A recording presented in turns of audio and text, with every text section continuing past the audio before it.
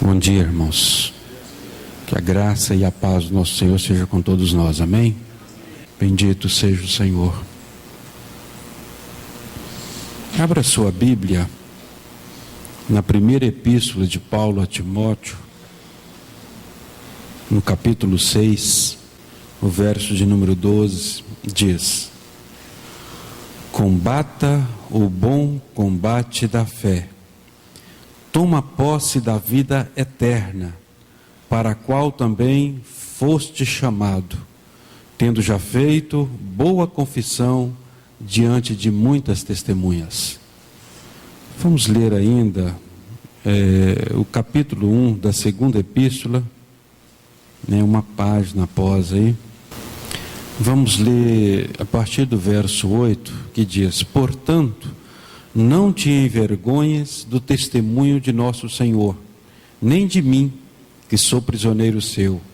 Antes, participa das aflições do Evangelho, segundo o poder de Deus, que nos salvou e chamou com uma santa vocação, não segundo as nossas obras, mas segundo o seu próprio propósito e graça, que nos foi dada em Cristo Jesus antes dos tempos dos séculos, e que é manifesta agora pela aparição de nosso Salvador Jesus Cristo, o qual aboliu a morte e trouxe à luz a vida e a incorrupção pelo Evangelho, para o qual fui constituído pregador e apóstolo e doutor entre os gentios.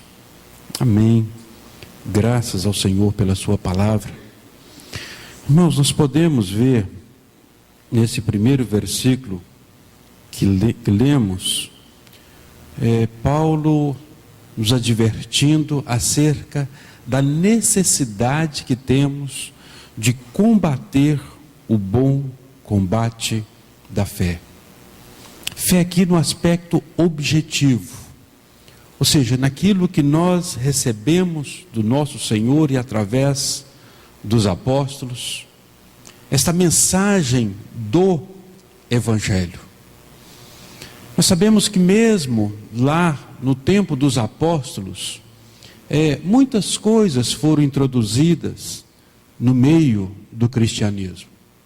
E nós vivemos um tempo hoje, quer dizer, muito mais degradado, um tempo no qual o Evangelho tem se diluído, um tempo em que muitas coisas têm sido introduzidas no meio do cristianismo. E nós somos advertidos nesta manhã a combater, a lutar pelo aquilo que é a pureza do Evangelho, aquilo que é a pureza da fé, daquilo que temos recebido.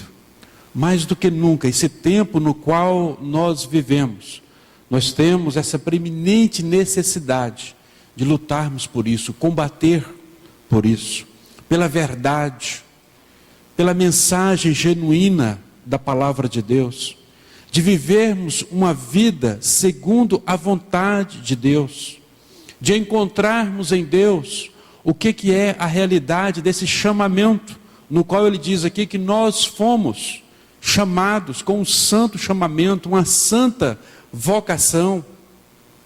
Quer dizer, como temos vivido esta realidade para com Deus? Qual tem sido a nossa resposta à palavra de Deus nesse tempo?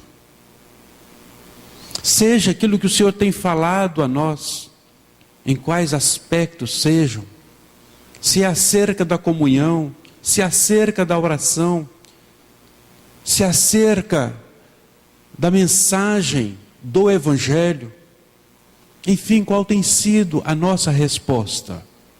Vivemos em tempos de trevas, mas para isso nós fomos chamados. Vós sois a luz. Não é isso? Quer dizer, é óbvio que existem densas trevas sobre a sociedade dos nossos dias. Mas para isso nós fomos chamados. para impedir que essas trevas avancem, para que haja luz. Sabemos que uma avalanche de podridão moral tem rompido sobre a nossa sociedade nesse tempo. Mas a palavra diz: vós sois o sal. Temos de fato impedido que essa podridão, ou não, nós não fazemos diferença em relação a essas coisas. Ou nós somos daqueles que falam: não, é assim mesmo e tal. Nesses últimos dias, realmente vai a cada dia ser pior. De fato será. Haverá uma resistência maior.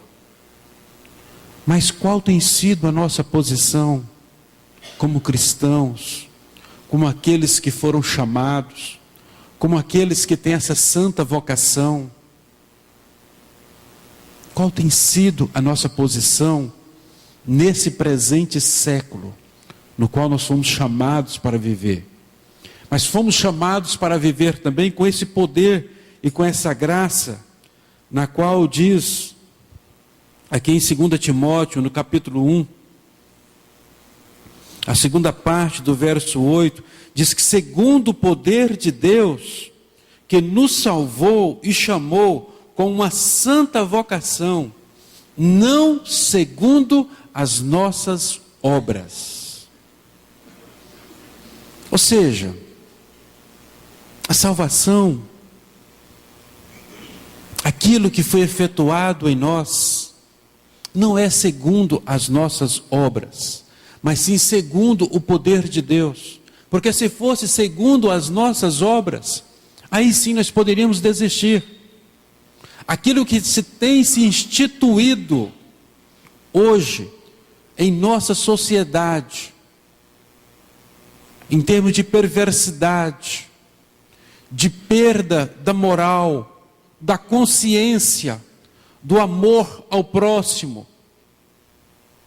As pessoas simplesmente saem com o destino seguinte: nós vamos matar alguém. Depende se essa pessoa vai ofender ou não. E sai, vão e mata, em troco de nada. Simplesmente porque a maldade tem tomado o coração das pessoas. Aquilo que é certo na mente pervertida das pessoas é errado.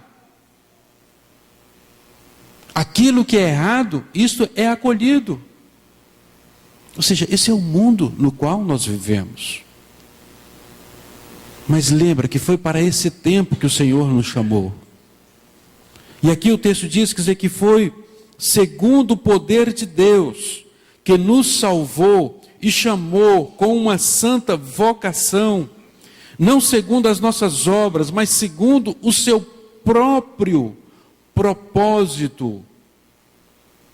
Veja, é algo peculiar de Deus.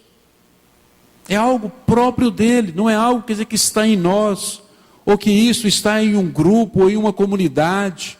Não, é algo em Deus. E aí é que entra o fundamento, se nós estamos falando aqui da fé de uma maneira objetiva, e é que entra o fundamento da fé subjetiva, daquela fé a qual nós fomos chamados para viver segundo esta fé. E no aspecto subjetivo, o que é a fé? Será que isso é simplesmente o fato de eu estar motivado para algo, acreditando em algo? Não, o fundamento da fé é algo de Deus depositado em nós. É algo de Deus realizado em nossa vida. Não é a nossa experiência. A fé no seu aspecto subjetivo não é simplesmente a nossa experiência, mas é aquilo que Deus realiza em nós, é aquilo que Deus deposita em nós. É por isso que o texto, logo mais na frente, ele vai dizer para nós, pelo Espírito, guardar o bom depósito de Deus em nós. Ou seja, existe uma marca de Deus em nossa vida. Existe algo de Deus, um elemento da vida de Deus.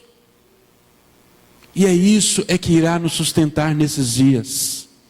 É isso que fará com que a luz brilhe nesse tempo de trevas. É isso que fará com que o sal realmente ele venha fazer diferença e não simplesmente ser pisado, ser pisoteado. Como precisamos corresponder à verdade da palavra de Deus nesse tempo. Que o Espírito Santo, ele possa nos tocar nesta manhã e levarmos a viver aquilo que Deus deseja que nós venhamos viver nesse tempo, irmãos. Existe um chamado, existe uma vocação, que isso é inerente ao próprio Deus, como diz aqui, não segundo as nossas obras, mas segundo o seu próprio, ou seja, é algo peculiar a Ele, o seu próprio propósito, ou seja, a sua própria determinação, a sua própria vontade. Como que nós conhecemos a vontade de Deus? Como que nós compreendemos o propósito de Deus? Como? Que ele diz que isso aqui é algo próprio dele, quer dizer, não é algo que está em nós, não é algo nosso, não é algo da nossa natureza, mas é algo da natureza divina, é algo que ele depositou em nós. Isso nos fala da sua vontade, do seu propósito. Irmãos, somente estando em sua presença. O Senhor nos falou isso na quinta-feira passada, no exemplo de Elias, que vivia na presença na qual ele se encontrava. Nos falou também acerca de Abraão, no qual foi chamado de uma vida no meio dos ídolos, da sua parentela, mas para andar na presença de Deus. E esse andar na presença de Deus aperfeiçoou Abraão. Nós podemos também olhar para a vida de Moisés, em sua experiência na sarça ardente. O que foi dito para ele? Não chegues para cá, tão somente tire as sandálias aí dos teus pés aonde você está.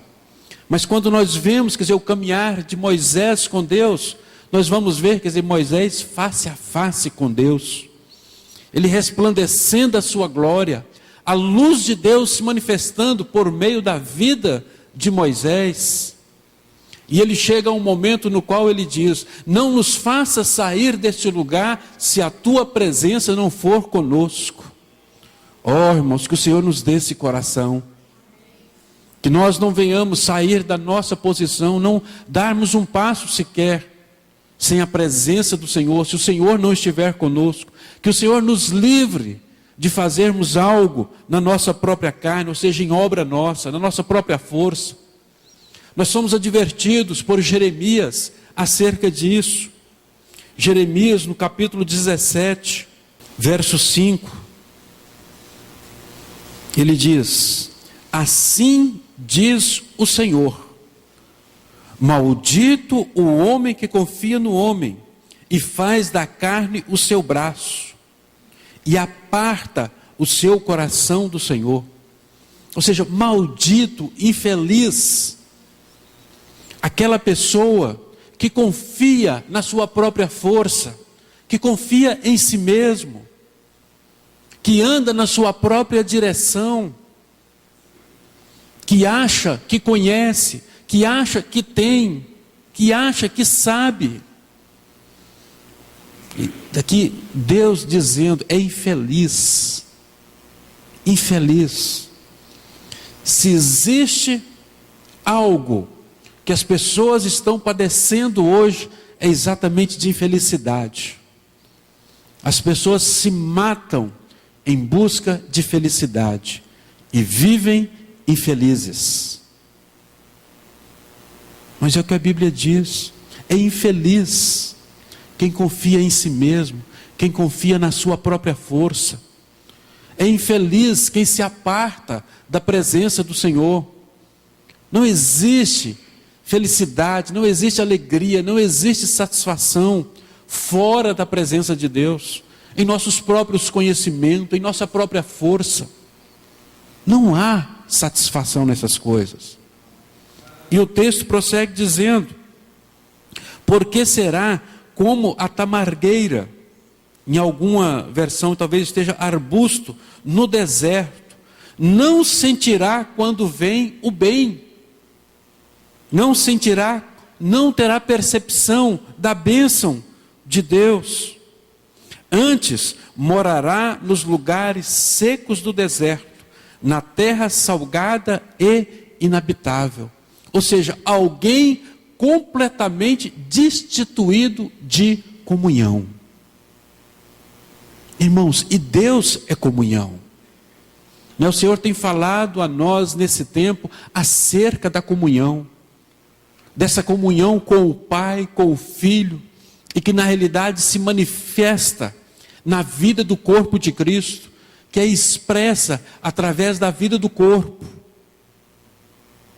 Qual tem sido a nossa reação ao falar do Senhor nesses dias acerca da comunhão? O que tem mudado de maneira prática, viva, em nosso viver nesses dias acerca desse assunto?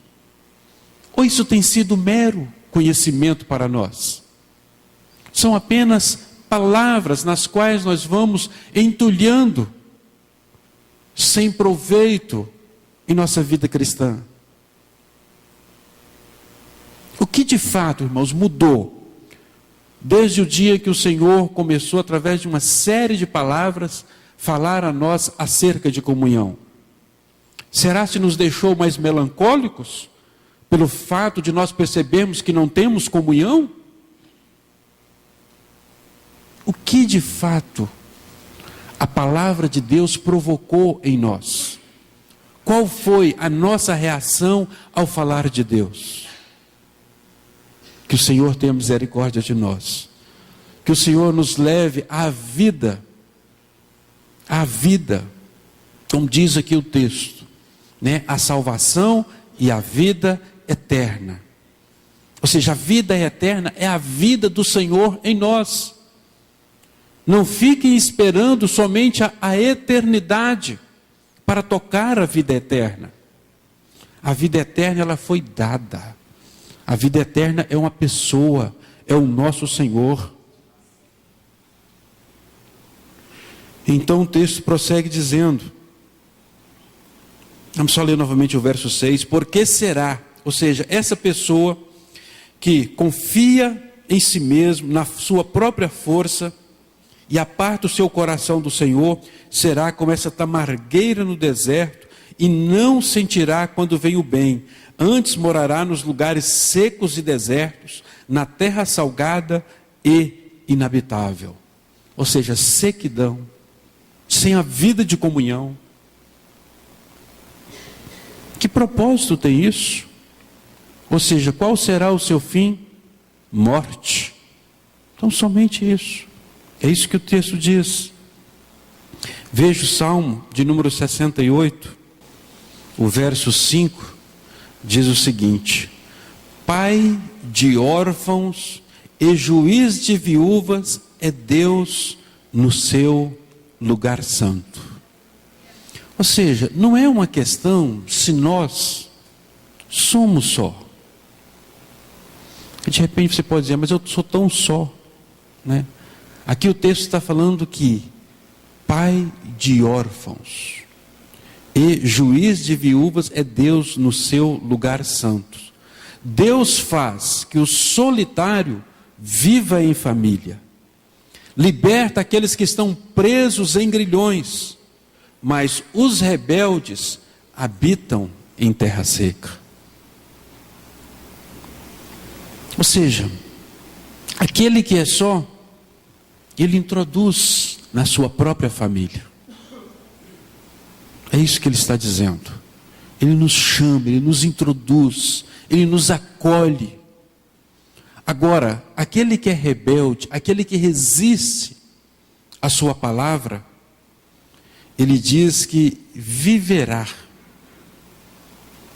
habitará em terra seca.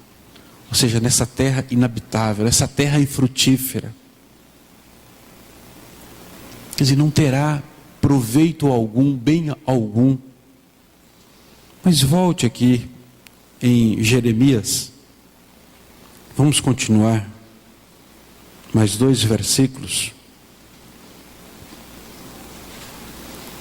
Se por um lado ele diz que maldito é esse homem que confia em si, que faz da carne a sua força, e que aparta o seu coração do Senhor, e que é colocado nesse estado de sequidão, nesse estado solitário, em um deserto inabitável.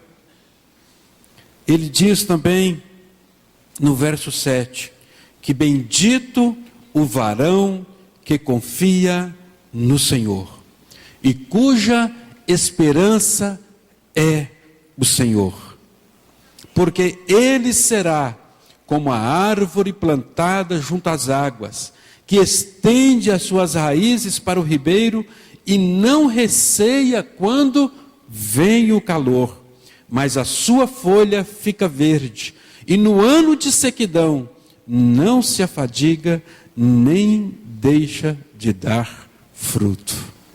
Aleluia. Graças ao Senhor. Que o desejo do Senhor é que nós venhamos viver em sua presença. O desejo do Senhor é que nós estejamos em sua presença, sendo aperfeiçoados. O texto diz, quer dizer, que à medida que isso ocorre, nós nos tornamos, quer dizer, como uma árvore, né, às margens de um ribeiro, na qual as nossas raízes vão em direção a esse ribeiro. Nós sabemos, quer dizer, que esse ribeiro, ele é o Senhor, ele é esse rio de águas vivas, né? Somente ele, através dele, nós podemos de fato, quer dizer, ter essa vida verdadeira, essa vida real, e desfrutarmos dessa alegria em meio a esse caos no qual nós estamos vivendo. É isso que a palavra de Deus nos diz. Quer dizer, o objetivo, o propósito desta árvore, dentro desse aspecto que nós estamos falando, da comunhão. Aqui fala o quê? Que as suas folhas permanecem verdes, mesmo quando vem o calor. Ou seja, quando vem lutas, quando vem dificuldades, quando somos assolados, mesmo nesses momentos, as folhas permanecem verdes. Ou seja, ainda proporciona sombra, frescor, refrigério. Irmão, quantas pessoas junto a nós, nesse tempo, clamam por isso, por refrigério. Estão vivendo em tempo de sequidão, nesse local desértico, né, que precisam de refrigério. E na vida de comunhão, o Senhor deseja que nós sejamos esse refrigério para muitas pessoas. Esse é o desejo do Senhor. Mas para isso, nós não podemos resistir à palavra de Deus. Nós precisamos acolher a palavra de Deus pelo Espírito, como diz a Epístola ao Timóteo, né? Nós acolhermos esse bom depósito pelo Espírito. Talvez essa seja a nossa grande dificuldade nesses dias. A falta de intimidade, de comunhão com o Espírito. Nós sabemos que os discípulos do Senhor Jesus, mesmo estando com o Senhor Jesus, vivendo as experiências ali junto com o Senhor Jesus, eles tiveram muita dificuldade até o dia do Pentecostes. Eles não compreendiam, mesmo o Senhor falando a eles que importava que ele fosse à cruz e morresse. No dia que isso aconteceu, que houve o cumprimento do Velho Testamento, a Bíblia diz que eles se ofenderam, eles ficaram sem esperança, as suas esperanças foram. Mas nós podemos ver que, quando o Espírito Santo, ele vem e habita a igreja, eles passaram a ter ousadia naquilo que era o seu chamado. Eles passaram a ter os seus corações fervorosos. Eles passaram a ter a disposição nas quais eles precisavam para que essa realidade do Evangelho pudesse ser cumprida em seus dias. Como nós precisamos nesse tempo relacionarmos com a bendita pessoa do Espírito Santo. Como nós precisamos ser cheios do Espírito Santo. né? Como nós precisamos que as nossas raízes possam se aprofundar em direção a esse rio. Oh, irmãos, que esse seja o nosso clamor nesse tempo, que essa seja a nossa busca nesses dias, porque o texto aqui diz: bendito aquele que confia no Senhor e cuja esperança é o Senhor. Como as pessoas têm perdido a fé, como as pessoas têm perdido a esperança, mas que o nosso coração possa voltar para o Senhor. Bendito aquele que confia no Senhor e cuja esperança é o Senhor, porque ele será como a árvore plantada junto a águas, que estende as suas raízes para o ribeiro e não receia, ou seja, não existe temor diante de lutas, de dificuldades. Não receia quando vem o calor, mas a sua folha fica verde. E no ano de sequidão, não se afadiga, nem deixa de dar o fruto. Ou seja, mesmo em meio às lutas, dificuldades, nós podemos ser frutíferos, devemos ser frutíferos. É isso que a palavra de Deus está dizendo. Mas para isso nós precisamos de fazer do Senhor a nossa força, a nossa esperança. Nosso coração tem que estar fundamentado no Senhor. Precisamos ter a percepção daquilo que Deus depositou em nós, aquilo que Deus confiou a nós, e ainda mais, daquilo que é do seu próprio propósito, aquilo que é a sua própria vontade para conosco. Existe um texto aqui em Oséias que diz: semeai para vós em justiça, ceifai segundo a misericórdia. É intrigante isso aqui, porque ceifai, ou seja, semeai em justiça e ceifai segundo a misericórdia. Oséias 10, 12. Por quê? Não semear em justiça e ceifar segundo a justiça? Estaremos perdidos. A Bíblia diz que a nossa justiça, os nossos atos de justiça são como trapos de imundícia diante do Senhor. Nossa justiça, ela não serve para nada. Ai de nós se nós não tivéssemos sido justificados pelo Senhor. Mas aqui o texto diz: semeai para vós em justiça, ceifai segundo a misericórdia. Ou seja, nós vamos ceifar segundo aquilo que nós não merecíamos. Porque se nós fôssemos ceifar segundo aquilo que nós merecíamos, os nossos atos de justiça, nós estaremos perdidos, aniquilados.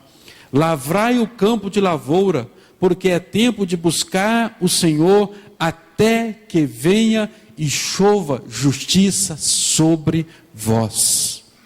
Esse é o tempo de nós buscarmos o Senhor, até que essa chuva desça sobre nós.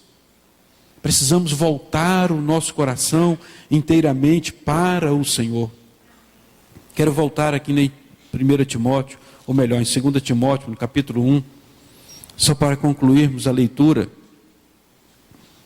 do verso 9, diz que Ele nos salvou e chamou com a santa vocação, não segundo as nossas obras, ou seja, não confiados em nós mesmos, não confiados em nossa própria força, porque se isso assim o for, a nossa vida será uma sequidão, será uma vida de deserto, será uma vida solitária, né? Mas confiando e com a nossa esperança no Senhor, porque o desejo dele é de que nós sejamos essa árvore com folhas verdes, árvore frutífera, árvore que fala de vida, não segundo as nossas obras, mas segundo o seu próprio propósito e graça que nos foi dada. Ou seja, é algo que o Senhor nos deu em Cristo Jesus antes dos tempos dos séculos, mas que é manifesta agora pela aparição do nosso Salvador Jesus Cristo, o qual aboliu a morte e trouxe à luz o que ele trouxe à luz? vida e a incorrupção pelo Evangelho.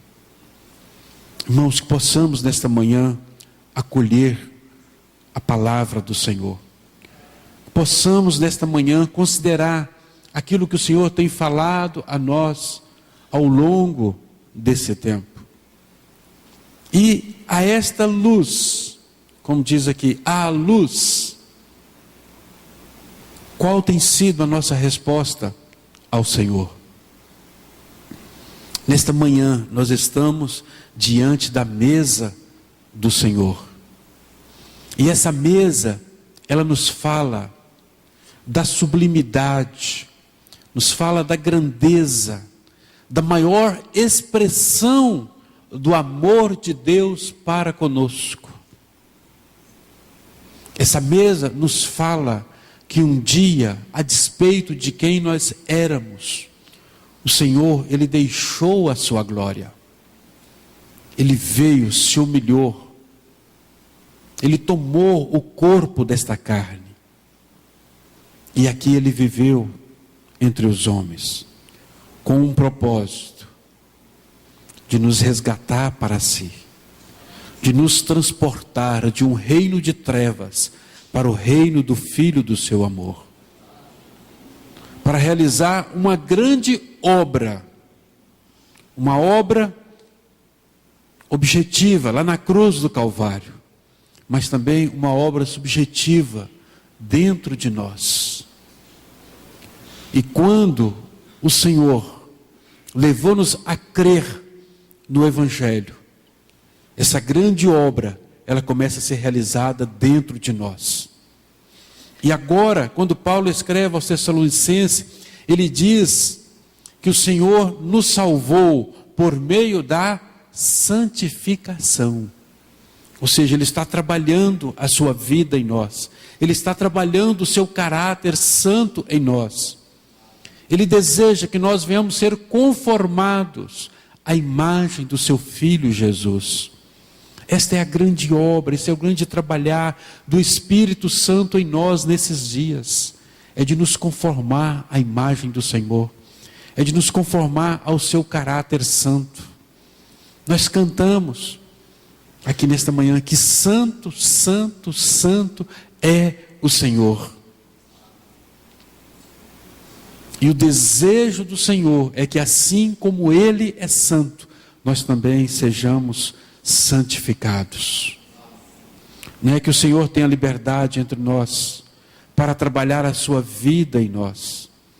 E ao comermos este pão e tomarmos esse cálice, possamos fazê-lo em memória do Senhor, relembrando esta grande obra do Senhor em nossa vida, olhando também que o nosso Senhor voltará.